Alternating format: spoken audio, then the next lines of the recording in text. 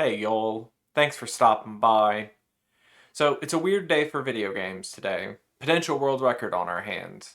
The $100 million Overwatch killer from Sony, the first game for Firewalker Studios, Concord, is being shut down.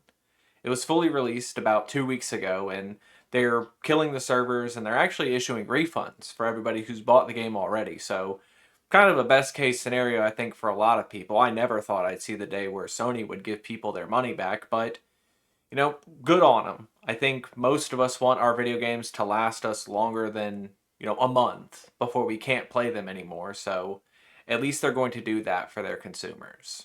Now, there's a lot of reasons this game didn't perform well, and a lot of the videos and commentary you're going to see about why is obviously just culture war stuff.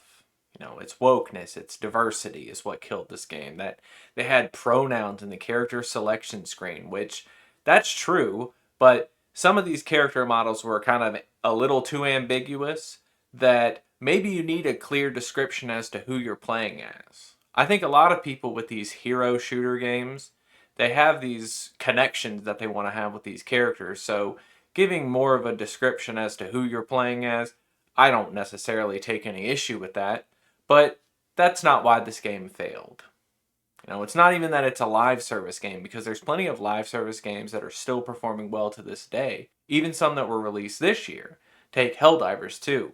It's not as huge as it was at release, but it's still, you have tens of thousands of people who are playing it every day that are on at the same time every day, and that's a success story. You can't hope for any more than that.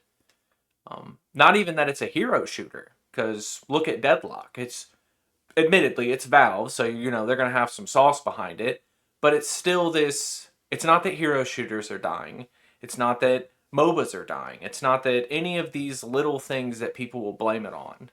But it's, if I had to put any exact thing behind it, it's for one that you had to pay for it. You know, any other game that sort of fits this hero shooter, objective based gameplay kind of feel is going to be free to play.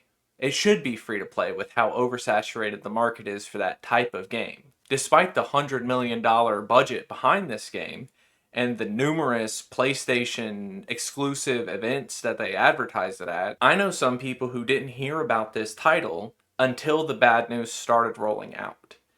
It just didn't appeal to anybody, at least a new version of this, what they were showing people, because it honestly just kind of bland. But the real reason that this game failed, that Concord is going to shut down and issue refunds, is because the people who want to play Overwatch are already playing Overwatch. The characters are too boring for you to have some sort of gimmick. This is the same game people have played over and over again, and it just looked boring.